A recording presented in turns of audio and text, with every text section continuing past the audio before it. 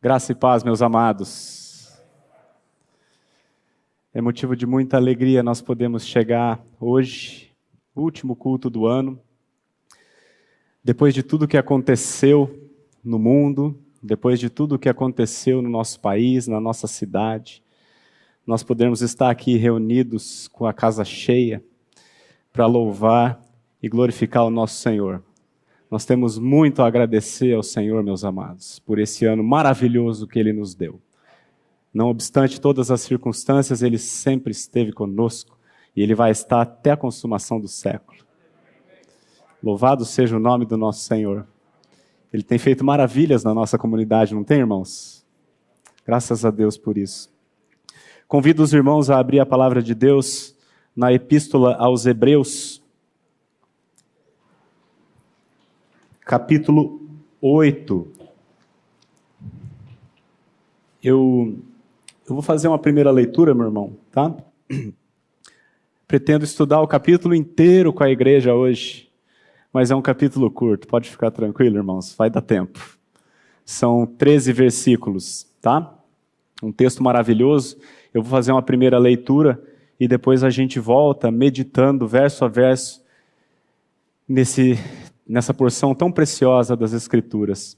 O que eu queria estimular os irmãos é que nesse momento da leitura da palavra, o irmão coloque toda a sua concentração na palavra de Deus. Porque essa é a única parte infalível de todo o sermão, meus amados. É a parte onde a gente ouve a própria palavra do Senhor. Não seja negligente com isso.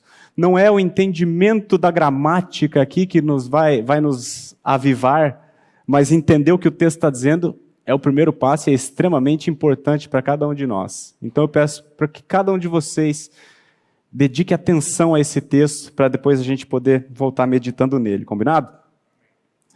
A palavra de Deus diz assim, em Hebreus capítulo 8, versos 1 a 13. Ora, o essencial das coisas que temos dito é que possuímos tal sumo sacerdote que se assentou à destra do trono da majestade nos céus, como ministro do santuário e do verdadeiro tabernáculo que o Senhor erigiu, não o homem. Pois todo sumo sacerdote é constituído para oferecer tanto dons como sacrifícios. Por isso, era necessário que também esse sumo sacerdote tivesse o que oferecer. Ora, se ele estivesse na terra, nem mesmo sacerdote seria, visto existirem aqueles que oferecem os dons segundo a lei, os quais ministram em figura e sombra das coisas celestes.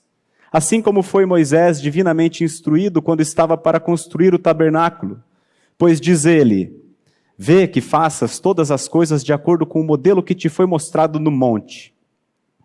Agora, com efeito, obteve Jesus ministério tanto mais excelente, quanto é ele também mediador de superior aliança, instituída com base em superiores promessas. Porque se aquela primeira aliança tivesse sido sem defeito, de maneira alguma estaria sendo buscado lugar para uma segunda. E de fato, repreendendo-os, diz: eis aí vem dias, diz o Senhor, e firmarei nova aliança com a casa de Israel e com a casa de Judá. Não segundo a aliança que fiz com seus pais no dia em que os tomei pela mão para os conduzir até fora da terra do Egito, pois eles não continuaram na minha aliança e eu não atentei para eles, diz o Senhor. Porque esta é a aliança que firmarei com a casa de Israel depois daqueles dias, diz o Senhor. Na sua mente imprimirei as minhas leis, também sobre o seu coração as inscreverei, e eu serei o seu Deus, e eles serão o meu povo. E não ensinará jamais cada um ao seu próximo, nem cada um ao seu irmão, dizendo: conhece ao Senhor, porque todos me conhecerão, desde o menor deles até o maior, pois para com as suas iniquidades usarei de misericórdia, e dos seus pecados jamais me lembrarei. Quando ele diz nova, torna antiquada a primeira. Ora, aquilo que se torna antiquado e envelhecido está prestes a desaparecer. Irmãos, o ano de 2021 está se tornando antiquado, está prestes a desaparecer, mas não é sobre o novo ano que eu gostaria de falar com os irmãos, mas eu gostaria de tratar com os irmãos sobre a nova aliança. A nova aliança que nós temos em Cristo, pois ela é gloriosa e é eterna. Vamos orar, meus amados? Pai, muito obrigado, Senhor, pelo privilégio que nós temos de, ao final desse ano, podermos estar reunidos aqui como igreja, como a Tua Assembleia, para Te render o louvor que lhe é devido, que Te é devido, Senhor. Obrigado, Senhor, pelo privilégio que nós temos de meditar sobre as maravilhas da nova aliança. Ó Senhor, nós pedimos que o Senhor venha de maneira especial com o Teu Espírito sobre esta Assembleia, para que nós possamos compreender as maravilhas desta nova aliança. Vem sobre este que fala, Senhor, porque a Tua palavra diz que ninguém é suficiente para essas coisas. Ninguém é suficiente para compreender, muito menos para explicar, Senhor. Mas a Tua palavra diz que toda a nossa suficiência vem de Ti.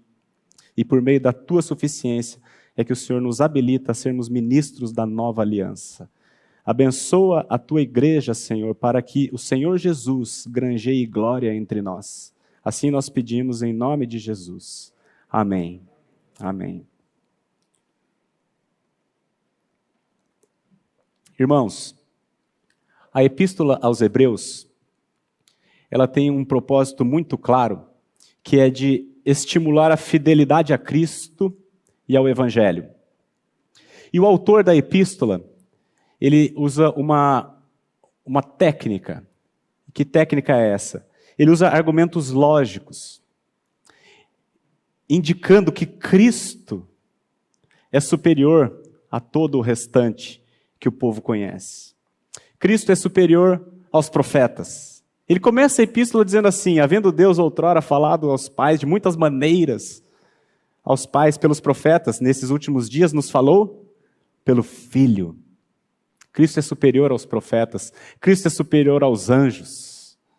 Pois a qual dos anjos jamais ele disse: tu és meu filho, eu hoje te gerei? A nenhum deles, somente a Jesus Cristo ele falou isso. Cristo é superior a Moisés, porque Moisés foi um servo fiel, mas Cristo é o Filho amado. Ele também é superior a Arão, o sumo sacerdote que era da ordem levita. Jesus Cristo é da ordem de Melquisedeque, uma aliança,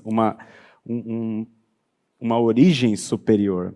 Logo, meus irmãos, se Cristo é superior a tudo isso, a nova aliança mediada por Cristo, obviamente, é muito superior à antiga aliança. E o que nós vamos meditar, como nós já vimos rapidamente aqui nesse texto, esse capítulo 8 de Hebreus, o que ele faz é justamente comparar as duas alianças, a nova com a antiga, mostrando a superioridade da nova aliança em relação à antiga.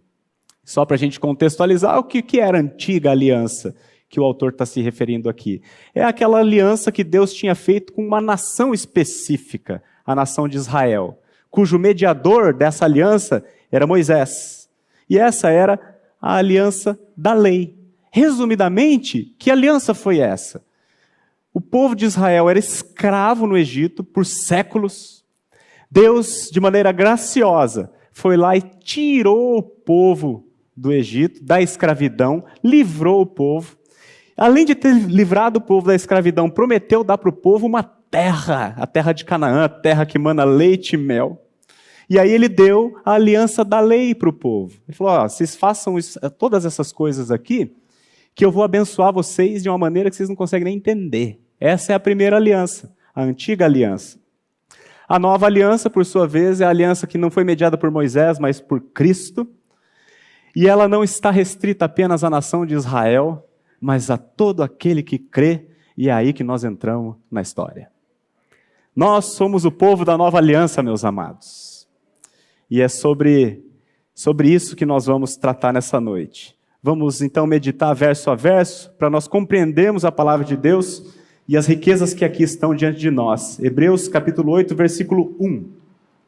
Ora, O essencial das coisas que temos dito é que possuímos tal sumo sacerdote, que se assentou à destra do trono da majestade nos céus. Irmãos, o que faz um sumo sacerdote? Qual que é o papel de um sacerdote? O sacerdote é uma pessoa que faz a mediação entre o povo e Deus. Resumidamente, o sacerdote representa o povo diante de Deus e representa Deus diante do povo. Esse é o papel do sacerdote. Na antiga aliança, quem eram os sacerdotes? Quem eram? Vamos, irmãos, vocês são bons de Bíblia. Os levitas eram os sacerdotes. E o que eles faziam? A mediação. Os sacerdotes representavam o povo diante de Deus. Tanto é que o sumo sacerdote, quando ele entrava no templo, ele entrava vestindo um peitoral com 12 pedras. E cada pedra representava uma das tribos, uma das 12 tribos. Então o sacerdote representava, ele fazia mediação entre Deus e o povo. E como que ele fazia essa mediação? Por meio de ofertas de sacrifícios diante de Deus. E por que ele precisava sacrificar animais para apresentar o povo diante de Deus? Por causa do pecado do povo. O pecado faz separação entre Deus e o homem, e aí o sacrifício é o que propiciava a ira de Deus contra este pecado. Nós veremos isso mais adiante. Então, o sumo sacerdote na antiga aliança eram os levitas. Mas na nova aliança, quem é o sumo sacerdote, meus amados? Na nova aliança nós temos um tal sumo sacerdote. Quem é esse tal? Um sumo sacerdote. Um tal sumo sacerdote, meus amados, que em vez de eu explicar quem é esse sumo sacerdote, eu vou voltar um pouquinho para trás, porque aqui nós estamos no capítulo 8, versículo 1. Eu vou ler para vocês, a partir do capítulo 7, versículo 23, até chegar no 8:1, e aí vocês vão entender o que é esse tal sumo sacerdote. Eu vou ler aqui, Vanderlei, que eu vou fazer umas observações. A palavra de Deus diz assim: ora, aqui está se referindo aos levitas, os sacerdotes da antiga aliança. Os levitas, são feitos sacerdotes em maior número. Por quê? Porque são impedidos pela morte de continuar. Este, no entanto, porque continua para sempre, tem o seu sacerdócio imutável. Por isso, também pode fazer o quê? Salvar totalmente os que por ele se chegam a Deus, vivendo sempre para interceder por eles. Com efeito, nos convinha um sumo sacerdote como este, santo, inculpável, sem mácula, separado dos pecadores e feito mais alto que os céus, que não tem necessidade, como sumos sacerdotes, de oferecer todos os dias sacrifícios, primeiro por seus próprios pecados, depois pelos do povo, porque fez isto uma vez por todas, quando a si mesmo se ofereceu. Porque a lei, ou seja, a antiga aliança, constitui sumos sacerdotes a homens sujeitos à fraqueza. Mas a palavra do juramento, isto é, a nova aliança, que foi posterior à lei, constitui o Filho perfeito para sempre. Aí, o que ele diz no 8:1? Ora, o essencial, o resumo das coisas que nós estamos falando aqui, é que nós temos um tal sumo sacerdote, meus amados. Esse é o nosso sumo sacerdote. Esse é o nosso mediador. Porquanto há um só Deus e um só mediador entre Deus e os homens, Jesus Cristo, o homem. Nós não precisamos do pastor, não precisamos do padre. Nosso sumo sacerdote é o Filho amado de Deus, que vive eternamente para interceder por nós. Ora, o essencial das coisas que temos dito é que possuímos tal sumo sacerdote que o quê? Se assentou à destra do trono da majestade nos céus. Amados, esse termo aqui, se assentou, chama atenção. Por quê? No tabernáculo de Moisés não tinha cadeira para o sacerdote sentar. O sacerdote nunca se sentava. Mas o nosso sumo sacerdote se assentou, sabe por quê? Porque ele terminou o serviço dele. Ele não tem mais o que fazer. Naquela cruz, ele gritou, seu Valdemar, está consumado. Tudo está feito. Está pronto. Por isso, amados, ele se assentou. Nós não vamos lá, mas na mesma carta aos Hebreus, o autor escreve assim: ora, todo sacerdote se apresenta literalmente em pé, dia após dia, a exercer o serviço sagrado e a oferecer muitas vezes os mesmos sacrifícios que nunca jamais podem remover pecados. Jesus, porém, tendo oferecido para sempre um único sacrifício pelos pecados, assentou-se à destra de Deus. Nós temos um tal sumo sacerdote que se assentou porque o serviço dele está concluído, tetelestai. E ele está assentado, meus amados, não é numa cadeira, ou no meio-fio, ou no banquinho. Ele está sentado no trono. Porque ele é não apenas o sacerdote, mas ele é o nosso rei. O rei dos reis e o senhor dos senhores. Ele se assenta no trono. E quer saber de uma coisa, amados? Eu vou citar para vocês aqui uma frase que ele falou. O nosso Senhor, o nosso sumo sacerdote que está sentado no trono. Ele disse assim: ao vencedor, dar-lhe-ei sentar-se comigo no meu trono. Assim como também eu venci e me sentei com meu Pai no seu trono. Oh, irmãos, nós estaremos sentados no trono do Pai. Se isso não encher o teu coração, eu não sei o que pode encher. Versículo 2, então nós temos esse sumo sacerdote que está sentado à destra do trono da majestade nas alturas. E como que ele está sentado? Versículo 2. Como ministro do santuário e do verdadeiro tabernáculo que o Senhor erigiu, não o homem.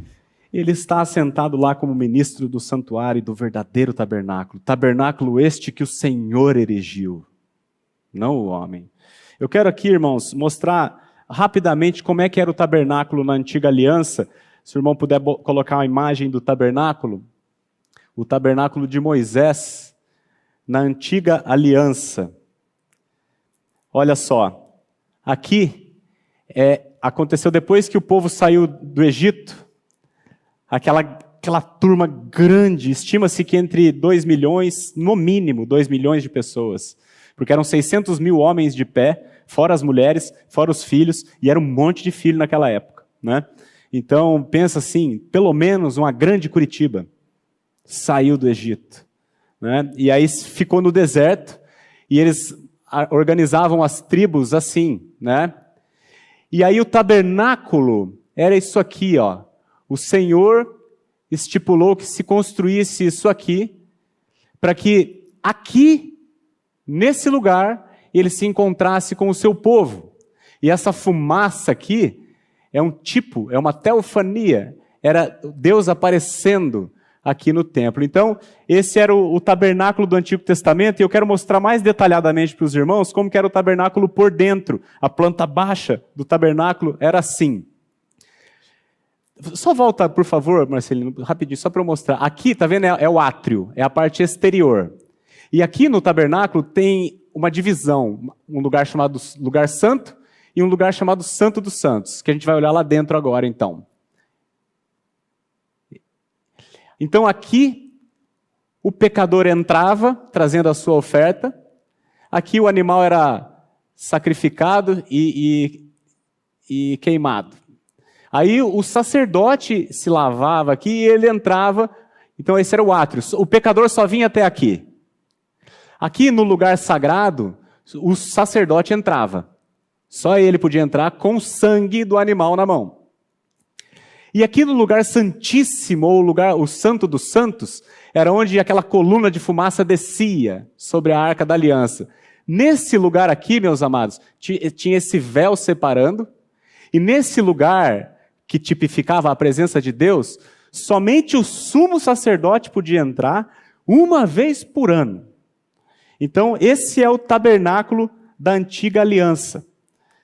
Só que eu quero ler um texto com os irmãos que está em Atos capítulo 7, 48 e 49. No tabernáculo, que era chamado santuário ou a casa de Deus. Né? Então, veja o que a palavra de Deus diz em Atos 7, 48 e 49. Entretanto, não habita o Altíssimo em casas feitas por mãos humanas, como diz o profeta. O céu é o meu trono, e a terra o estrado dos meus pés. Que casa me edificareis, diz o Senhor, ou qual é o lugar do meu repouso?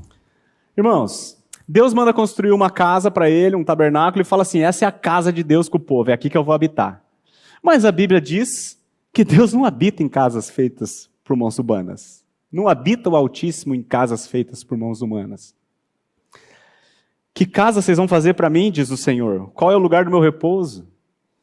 O tabernáculo de Moisés, amados, é uma figura, é uma parábola das realidades espirituais. Por que Jesus falava por parábolas?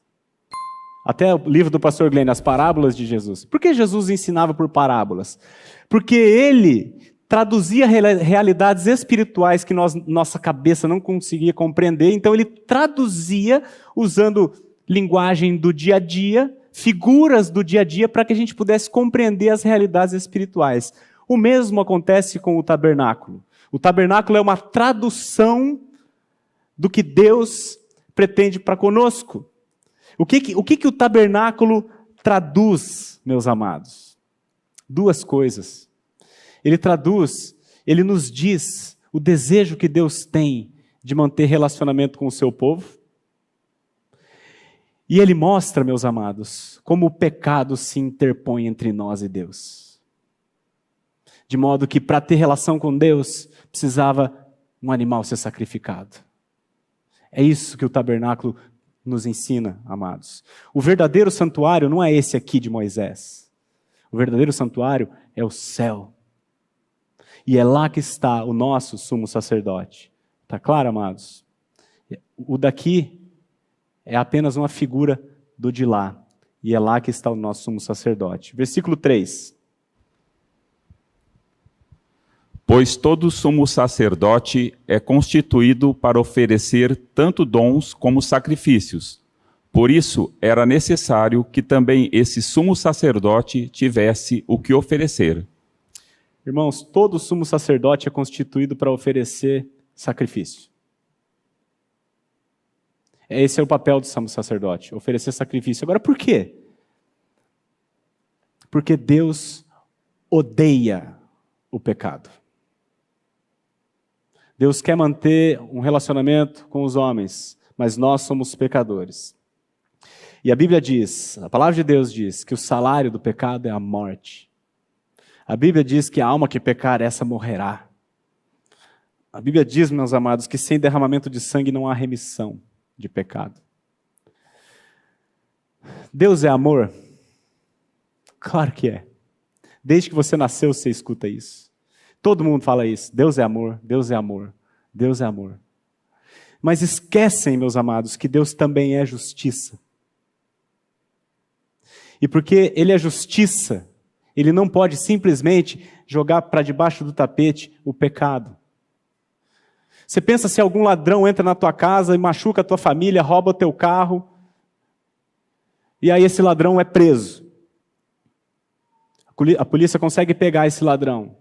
E ele vai para a cadeia e aí ele vai comparecer diante de um juiz para ser julgado pelo crime que ele cometeu. Aí esse juiz é muito benevolente, é um juiz muito amoroso, gente boa. Um juiz que é amor. E o juiz fala assim para o ladrão que feriu a sua família e roubou os seus bens. Realmente você está errado, você é culpado, você é um criminoso, mas eu sou muito legal.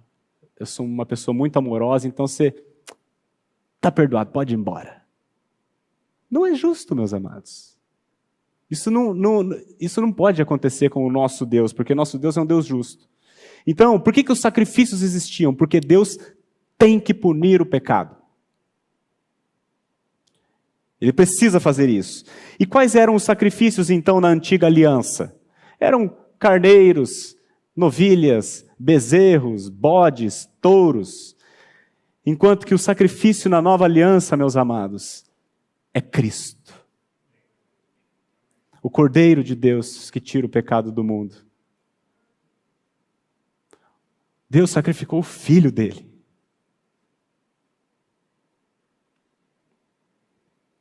Eu recebi no grupo, acho que o Pedro mandou, uma frase do John Piper, que diz assim: se Deus não fosse justo, não haveria exigência para o sofrimento e a morte de seu Filho.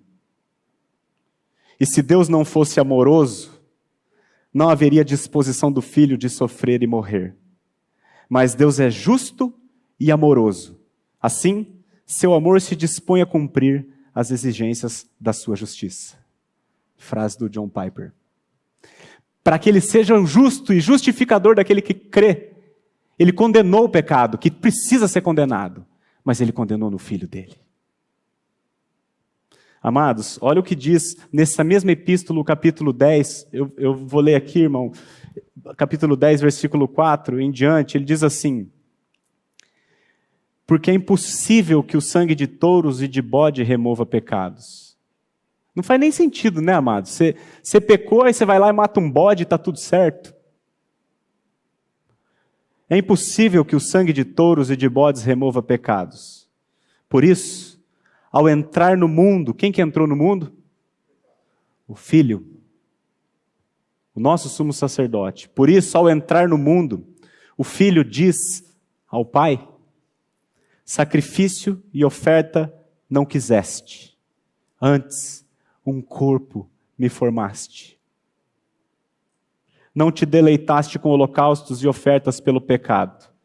Então eu disse: eis aqui estou. No rolo do livro está escrito a meu respeito, para fazer, ó Deus, a tua vontade.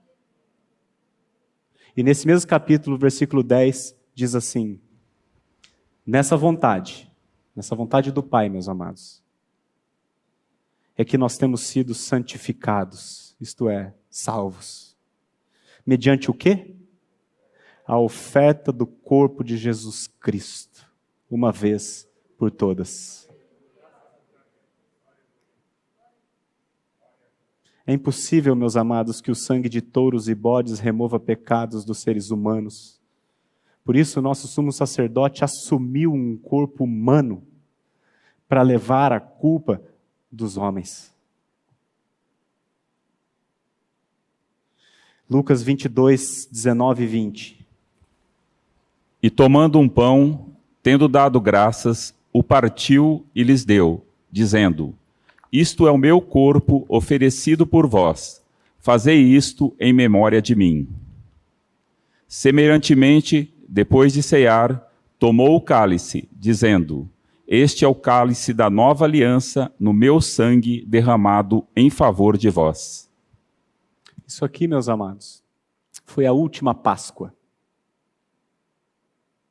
Foi a última vez que um cordeiro precisou ser morto. Jesus Cristo é a nossa Páscoa. Esse é o meu corpo oferecido por vós. Ele falou isso na última ceia, antes de ir para a cruz. Esse é o meu corpo oferecido por vós. Fazei isso em memória de mim. Depois ele tomou o cálice e disse: esse é o cálice do quê? Da nova aliança, no meu sangue, derramado por vós. É por isso, meus amados, que nós, os cristãos, não celebramos a Páscoa como os judeus. Nós celebramos a ceia do Senhor. Nós lembramos que Ele foi o nosso Cordeiro Pascal. Ele foi a última oferta pelos nossos pecados. Última e suficiente oferta pelos nossos pecados. Versículo 4. Ora, se ele estivesse na terra, nem mesmo sacerdote seria, visto existirem aqueles que oferecem os dons segundo a lei. Irmãos, se ele estivesse na terra, nem mesmo sacerdote Jesus poderia ser. Visto existirem aqueles que oferecem os dons segundo a lei. Quem são? Os levitas. Então, ele nem mesmo podia ser sumo sacerdote se ele estivesse aqui na terra. Porque já tinha os levitas que faziam isso. E ele, não sendo levita, ele não tinha o direito de oferecer sacrifício no templo. Então ele ofereceu o sacrifício fora do templo, no Gólgota. Ele ofereceu o sacrifício num lugar popularmente conhecido como o lugar da caveira. O nosso sacerdote, a ordem sacerdotal de Jesus, ela é superior, meus amados. Ela é real, de origem real, e ela é eterna. A ordem do nosso sumo sacerdote é segundo a ordem de Melquisedeque. Nós não vamos entrar aqui hoje, mas está lá em Gênesis 14. Quem é esse Melquisedeque?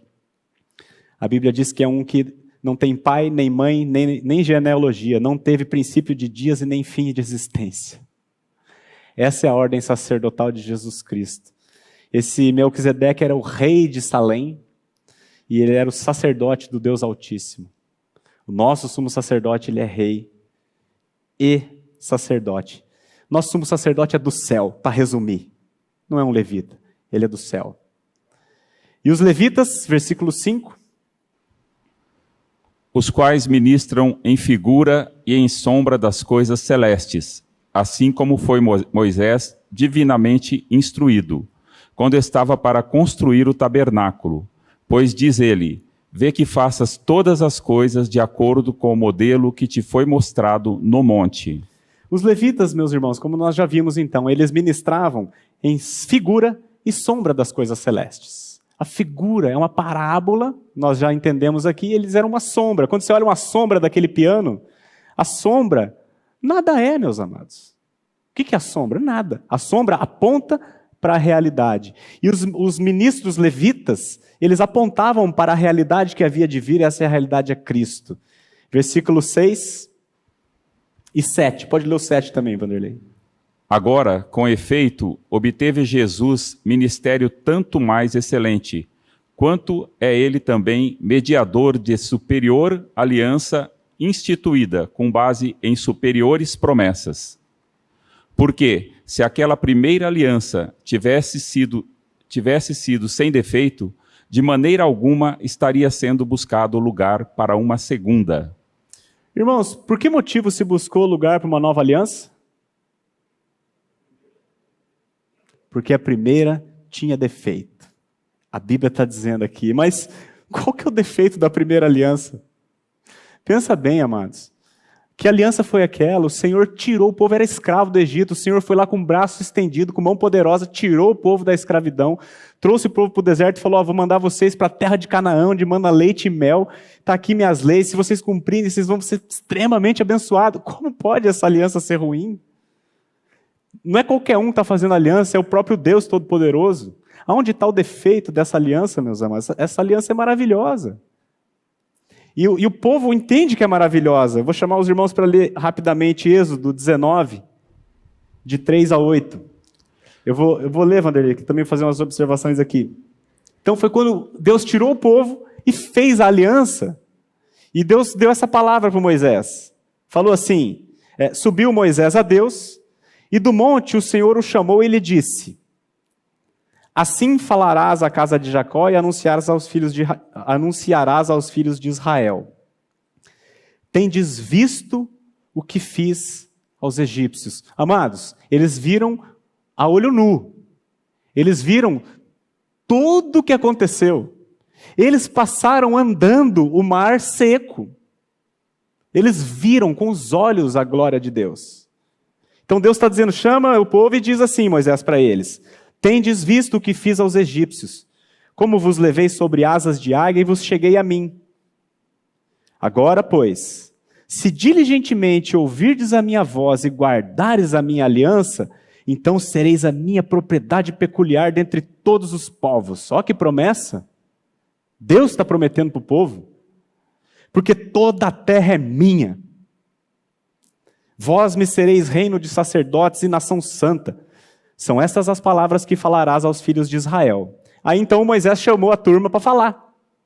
Veio Moisés, chamou os anciãos do povo e expôs diante deles todas essas palavras que o Senhor lhe havia ordenado. Então o povo respondeu a uma. O que o povo respondeu? Tudo que o Senhor falou, nós faremos. Ô Senhor, claro que nós vamos fazer. A terra é tua. O Senhor está prometendo que se a gente fizer, o Senhor vai dar muito mais? Claro que nós vamos fazer. Tudo que o Senhor falou, nós vamos fazer. Quem não toparia entrar numa aliança dessa, amado? Com Deus? Então qual o defeito da aliança? Qual o defeito da aliança? O defeito da aliança somos nós. Deuteronômio 5, 28 e 29. A resposta de Deus à posição do povo. Ouvindo, pois, o Senhor as vossas palavras, quando me faláveis a mim, o Senhor me disse: Eu ouvi as palavras deste povo, as quais te disseram. Em tudo falaram eles bem. 29. Quem dera que eles tivessem tal coração, que me temessem e guardassem em todo o tempo todos os meus mandamentos, para que bem lhes fosse a eles e a seus filhos, para sempre. Em tudo falaram muito bem. Quem dera tivesse coração para obedecer. Falar é uma coisa, amado. Obedecer é outra completamente diferente. Esses tempos eu estava lendo a Gênesis para os meus filhos em casa, num sábado de manhã. E aí contei a história que Adão pecou. E a Eva tomou do fruto, comeu, deu para Adão comeu. Contei a história, a tragédia que foi. Aí o Caio falou assim, mas esse Adão é um tonto mesmo. Eu não ia ter comido isso aí. Eu com certeza não ia comer. Isso era sábado de manhã. Aí nós fomos buscar uma feijoada no restaurante para comer em casa, né? E aí eu fui com os meninos. Cheguei lá no restaurante, fiz a pedido, né? O garçom foi lá, foi buscar a feijoada. Enquanto a gente esperava na mesa, tinha aquele negocinho de chamar garçom, sabe? Aquele que você aperta, sabe? Que chama o garçom no restaurante. Aí o Caio falou assim, o que é isso aqui, papai? Eu falei, isso aqui se apertar, você faz o barulhinho e chama o garçom. Posso apertar, papai? Não, não pode, papai já pediu. Não posso apertar, papai? Não vai deixar eu apertar, papai? E ficou, velho. Ficou. Aí eu falei para ele, você tá vendo? Você não conseguiu ficar sem apertar o botãozinho, meu filho. O mero assentimento intelectual da lei, amados, não produz nada no homem. O povo disse, tudo o que o Senhor falou, nós vamos fazer. Deixa comigo. Quem dera fosse assim. Amados, qual é o problema da antiga aliança? O problema não está nos seus termos. A lei é boa. O mandamento é santo, justo e bom. A lei é perfeita. É a lei de Deus. O problema está na contrapartida dos homens, que não têm aptidão para obedecer. Nós somos, por natureza, desobedientes. Por natureza, nós somos autônomos. Eu quero fazer do meu jeito. Esse é o problema. A lei, meus amados, não é o problema somos nós. A falha da antiga aliança é que ela apenas mostrava o nosso defeito, mas não nos corrigia. Quem aqui trabalha com construção civil sabe o que é um prumo. Um prumo é uma cordinha que você amarra um peso na ponta, e aí ela sempre vai ficar 90 graus com relação ao chão. Você usa aquele prumo, por exemplo, para ver se a parede está reta. Você encosta do lado do muro, vê se o muro está reto. Se o muro estiver torto, o prumo vai mostrar, mas o prumo não vai consertar o muro.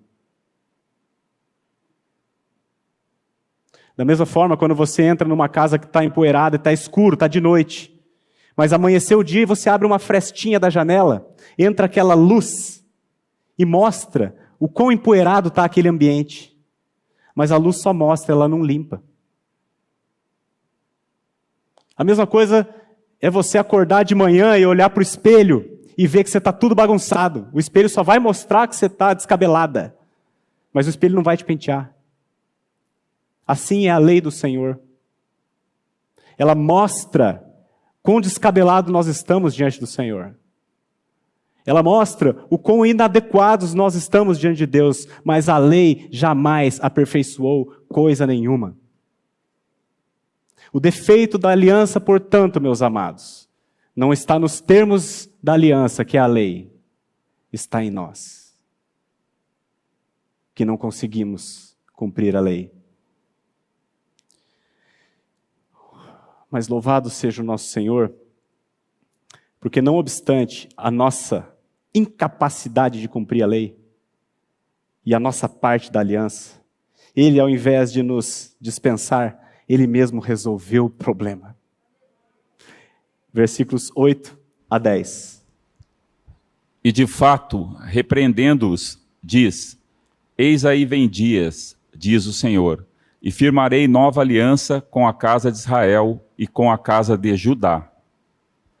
Não segundo a aliança que fiz com seus pais, no dia em que os tomei pela mão para os conduzir até fora da terra do Egito, pois eles não continuaram na minha aliança, e eu não atentei para eles, diz o Senhor. Porque esta é a aliança que firmarei com a casa de Israel, depois daqueles dias, diz o Senhor. Na sua mente imprimirei as minhas leis, também sobre o seu coração as inscreverei, e eu serei o seu Deus, e eles serão o meu povo. Esse é, sabe o que, meus amados? O Evangelho de Jesus Cristo.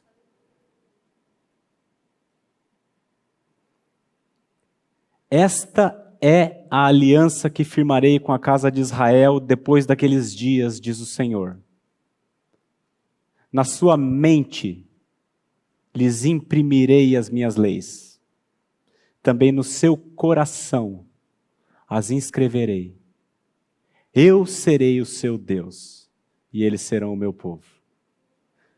Os termos da aliança eram ótimos. O problema não estava nos termos, o problema estava na nossa contrapartida. Esse era o problema, nós. E como que Deus resolve o problema? Regenerando o homem. Refazendo o homem. E aonde ele fez isso? Na cruz de Cristo.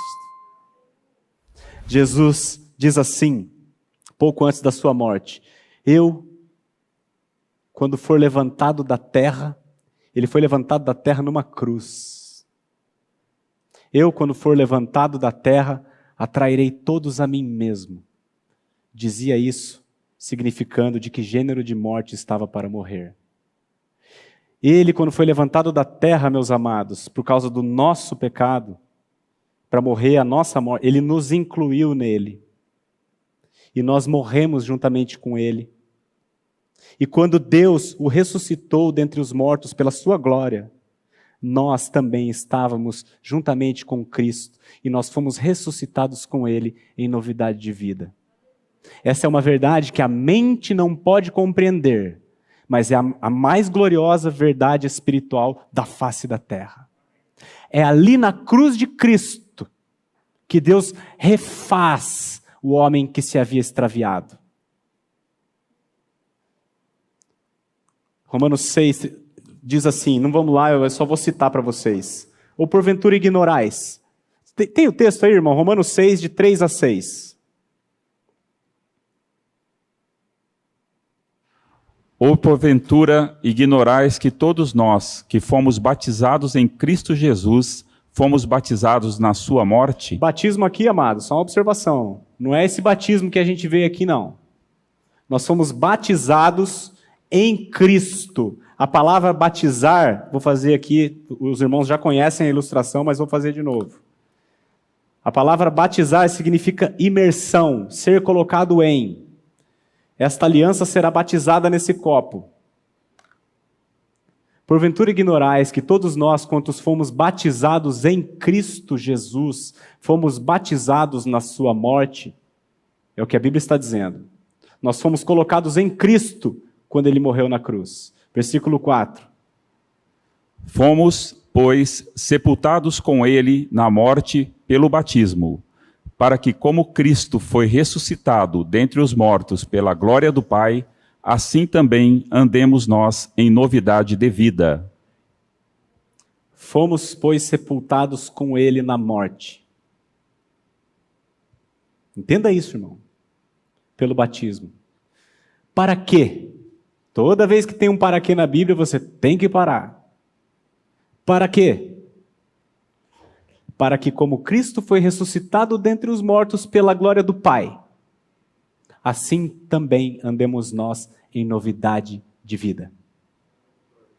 Se alguém está em Cristo, nova criatura é. As coisas velhas já passaram, eis que se fizeram novas. Esta é a solução de Deus para o defeito da antiga aliança. Novo nascimento. Troca de coração. Mudança de natureza. A antiga aliança, meus amados, era composta de uma lei exterior que estava escrita em tábuas de pedra. Na nova aliança, a lei é interior, gravada no coração. Um novo coração, uma nova natureza, que não apenas deseja obedecer, mas recebe o poder para tal. O problema da antiga aliança, como o Senhor disse, quem dera tivesse em tal coração. O problema da antiga aliança é o coração do homem. Então, o que Deus faz? Dar-vos-ei coração novo. Porei dentro de vós espírito novo. Eu tirarei de vós o coração de pedra, e eu vos darei um coração de carne. Porei dentro de vós o meu espírito, e farei com que andeis nos meus estatutos, guardeis os meus juízos e os observeis. A nova aliança é uma aliança que Deus estabelece soberanamente e de maneira poderosa com todos aqueles que Ele escolheu. E Ele troca o coração. E esse novo coração o adora em espírito e em verdade. Essa é a nova aliança, meus amados. Essa é a nova aliança. Não conforme aquela que Ele fez com nossos pais. Pois eles não permaneceram na minha aliança e nem mesmo podia permanecer, não tinha natureza para isso. Então eu resolvo o problema trocando a natureza. Esse é o Evangelho. Os termos da aliança não mudam. A lei é boa, o mandamento é santo, justo e bom. O que muda agora é o poder para cumprir. A capacitação para tal. Olha o que diz, amados, Romanos 8, 3 e 4. Posso ler esse, irmão? Esse eu quero ler. Porquanto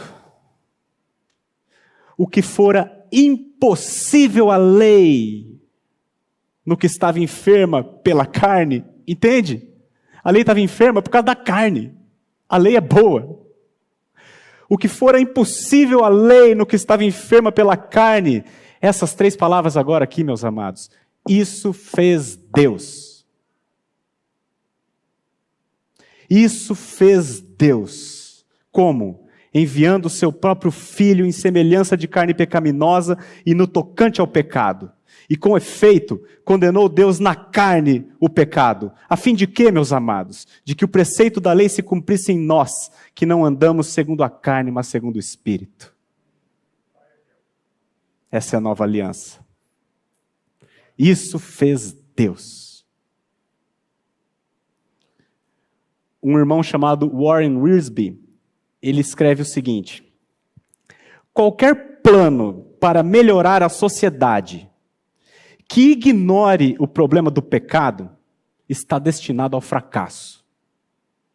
Não basta mudar o ambiente ou as leis, pois o coração de todo problema é o problema do coração. Deus precisa mudar o coração do homem para que ele deseje amá-lo e fazer a sua vontade. Foi por isso que ele anunciou uma nova aliança, para substituir a antiga, pois a antiga apenas orientava a conduta, mas não mudava o caráter. O novo nascimento muda o caráter. Muda a essência do ser humano. Traz um morto à vida. E pela primeira vez, Esse homem adora a Deus em espírito e em verdade. Antes disso, morto em delitos e pecados. O novo nascimento, meus amados, regenera o homem. Essa é uma obra que Deus faz. As igrejas têm pregado por aí que você se regenera. Eu preciso me regenerar, eu preciso parar de beber, parar de fumar, e parar de jogar baralho e vou na igreja dar o dízimo. Mudar meu comportamento para agradar a Deus. Amado, é Deus que regenera o homem. E Ele o faz por meio da sua palavra, mediante a revelação do Espírito Santo. A palavra nos mostra quem nós somos, incapazes de cumprir a lei de Deus. E o Espírito Santo nos convence de que Jesus Cristo cumpriu a lei perfeitamente e morreu em nosso lugar, nos imputando a sua justiça dele a nós, gratuitamente, mediante a fé. E o nosso pecado todo recaiu sobre ele. Essa é a nova aliança. Versículo 11. E não ensinará jamais cada um ao seu próximo, nem cada um ao seu irmão, dizendo, conhece ao Senhor, porque todos me conhecerão, desde o menor deles até o maior. Na antiga aliança tinha o Santo dos Santos, que era tapado com véu. Somente o sumo sacerdote, e lá o Santo dos Santos, amados, é o lugar onde Deus aparecia. Somente o sumo sacerdote, uma vez por ano, não sem sangue, podia entrar, passar o véu e estar diante de Deus. Essa era a antiga aliança. Mas na nova, e aí esse sumo sacerdote, o pouco que ele conhecia, ele ia lá para fora e falava para os outros. Então os outros conheciam de ouvir falar. Assim era a antiga aliança. Mas na nova aliança, não ensinará jamais cada um ao seu próximo, nem cada um ao seu irmão, dizendo, conhece ao Senhor. Sabe por quê? Porque todos me conhecerão. Todos terão acesso ao Santo dos Santos. Todos. Desde o menor até o maior. Jesus, dando um grande brado, expirou, e o véu do santuário rasgou-se em duas partes, de alto a baixo. De alto a baixo, porque foi Deus que rasgou. Quando Jesus expirou, está consumado, o véu se rasgou de alto a baixo. E todo aquele que crê tem acesso direto à presença do Pai. Porquanto há um só Deus e um só mediador entre Deus e os homens, Jesus Cristo, o homem, o nosso sumo sacerdote, o sacerdote da nova aliança. Por ele, ambos temos acesso ao Pai, em um Espírito. Assim, já não sois estrangeiros e peregrinos, mas concidadãos dos santos e sois da família de Deus. Versículo 12. Pois, para com as suas iniquidades, usarei de misericórdia, e dos seus pecados jamais me lembrarei. A nova aliança tem dois grandes fundamentos. A regeneração do homem, né? A troca do coração, a mudança de natureza. A regeneração do homem, esse é um primeiro pilar da nova aliança. E o segundo, o perdão absoluto de pecados. Todos os pecados estão perdoados para aquele que crê. Os pecados que eu cometi no passado, os que eu cometi hoje, que foram muitos, e os que eu vou cometer até o último dia da minha vida. Porque Jesus Cristo é poderoso e suficiente. O sangue dele, cada gota do sangue dele, é suficiente para remir todos os pecados, de todo o seu povo, em toda a história.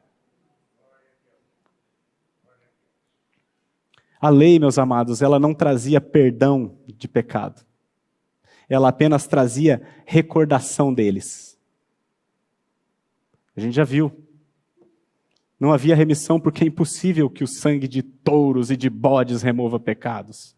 Por isso os sacrifícios eram repetidos dia após dia e não havia alívio de consciência. Jesus, porém, tendo oferecido para sempre um único sacrifício, pelos pecados, assentou-se à destra de Deus. E por isso, Deus diz dos seus pecados: jamais me lembrarei.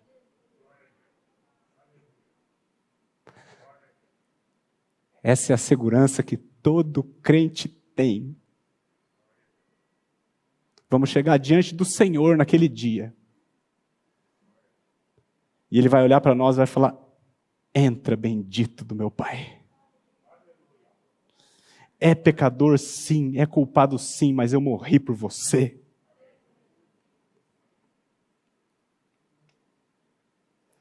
Mas o onisciente não se lembra dos nossos pecados? Ele não é onisciente? Claro que ele se lembra, meus amados. Mas ele nunca mais vai jogar isso na sua cara. Porque o Filho o satisfez completamente. A Bíblia diz que Deus não impropera. Improperar é ficar relembrando coisa do passado e jogando na cara. Geralmente o cônjuge faz isso muito bem, né? Lembra de 20 anos atrás, lembra aquele dia? Deus não faz isso. Dos nossos pecados, Ele jamais se lembra. Isso é possível, meus amados, segundo Warren Wiersbe também, isso é possível somente por causa da cruz. Pois lá, Deus tratou seu Filho como se de fato ele tivesse pecado. O irmão Matthew Henry diz assim: o pecado não perdoado impede a misericórdia e atrai o julgamento. Mas o perdão do pecado exclui o julgamento e abre uma ampla porta para todas as bênçãos espirituais. Perdão absoluto de pecados tem aquele que crê no Senhor Jesus. Para fechar, versículo 13. Quando ele diz nova, torna antiquada a primeira. Ora, aquilo que se torna antiquado e envelhecido está prestes a desaparecer. A antiga aliança, meus irmãos, era apenas uma figura e sombra das realidades celestiais. Uma lanterna tem muita utilidade durante a noite, mas em vindo o sol do meio-dia, a lanterna não serve para mais nada. E a antiga aliança, de fato, apontava para a realidade da vinda de Cristo. E quando ele veio, logo depois, no ano 70, o próprio Deus destruiu o templo utilizando o imperador Tito do Império Romano e nunca mais se ofereceu sacrifício. Porque o sacrifício de Jesus Cristo é o último e o único necessário. Então, meus amados, o que nós vimos nesse texto tão glorioso, tão maravilhoso? Nós vimos que a nova aliança é gloriosa e é muito superior à antiga. Por quê? Porque a antiga tinha 2 defeitos. O primeiro, o homem era incapaz de obedecer. E segundo, ela não trazia perdão de pecados, apenas memória deles. Não tinha alívio de consciência. Então o que Deus fez na nova aliança? Resolve o primeiro problema, regenerando o homem. E resolve o segundo problema, perdoando totalmente, 100% de todos os seus pecados até o final dos séculos. Essa é a nova aliança. E a Bíblia diz que se alguém está em Cristo, a Bíblia não diz assim, se alguém está na igreja, se alguém está na igreja batista, se alguém está na igreja católica, se alguém sabe a Bíblia. Não. Se alguém está em Cristo, nova criatura é. Nova criatura, amados. Foi criado novamente. Foi feito de novo por Deus. As coisas velhas já passaram. E eis que tudo se fez novo. Cristo é o mediador da nova aliança. E há só um mediador entre Deus e os homens. Esse mediador não é o pastor, não é o pregador, não é o padre. É o nosso sumo sacerdote que está sentado à destra da majestade nos céus. Ele é o sumo sacerdote. Ele é o sacrifício.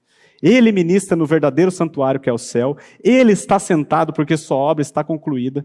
E o trono que ele está sentado é um trono, não é um banquinho, porque ele é o Rei dos Reis e o Senhor dos Senhores.